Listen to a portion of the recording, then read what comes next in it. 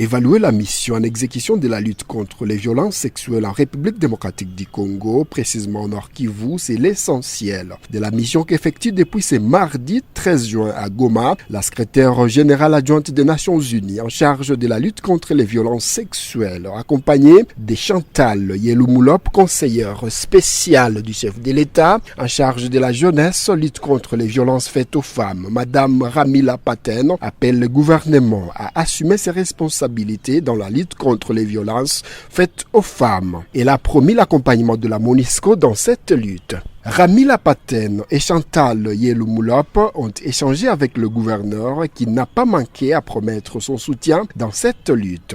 Nous avons eu une réunion avec le gouverneur et son équipe, une conversation très franche et cordiale.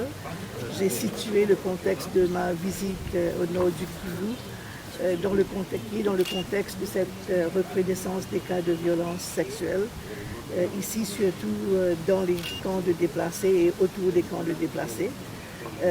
Donc ma visite ici à Goma, et ce matin j'étais dans un camp de déplacés, le camp de Boulenga, où j'ai rencontré les déplacés, les femmes et les enfants, les jeunes adolescents victimes de violences sexuelles. Donc j'ai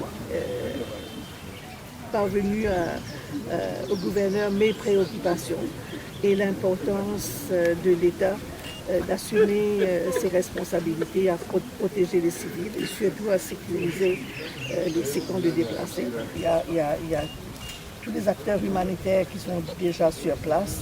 Vous avez une équipe des Nations Unies sur place, il y a la MONUSCO déjà, mais pour des projets spécifiques, par exemple de ce que j'ai vu depuis hier, je m'engage à rechercher des fonds pour des projets typiques pour aider par exemple les jeunes adolescents victimes de l'exploitation sexuelle, des enfants issus du viol, mais aussi je compte financer des projets sur la réinsertion économique des femmes parce qu'il faut aussi prendre en compte qu'il faut s'attaquer aux causes profondes de cette violence sexuelle. Et très souvent, les facteurs invisibles sont l'inégalité du genre, la discrimination, la marginalisation, mais aussi la pauvreté. Les femmes et filles déplacées ont saisi la balle au bande pour brosser brièvement les difficultés qu'elles racontent. La conseillère du chef de l'État a promis transmettre ses doléances à qui des droits. Dans notre mission, on a fait plusieurs approches. C'est vrai qu'on est venu pour des cas de viol, des cas de situations de violence sexuelle dans des camps, ici surtout au nord Kivu, avec les problèmes qu'on a avec le M23 et la guerre que le Rwanda est en train de nous. Après, j'ai rencontré quelques femmes leaders, des femmes qui sont dans l'économie et des femmes qui ont vécu la violence sexuelle. J'ai rencontré les survivantes de violences sexuelles.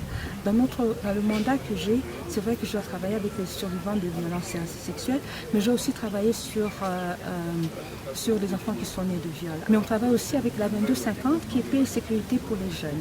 Alors il fallait qu'on ait aussi ces données-là pour savoir être sûr que les jeunes de Goma vivent en sécurité. Mais il faut savoir que quand moi je viens quelque part, je représente le président de la République. Mon travail, je suis l'ombre du président de la République. Je travaille selon la vision du président de la République, dans une stratégie et d'une façon technique que le président de la République a mise en place.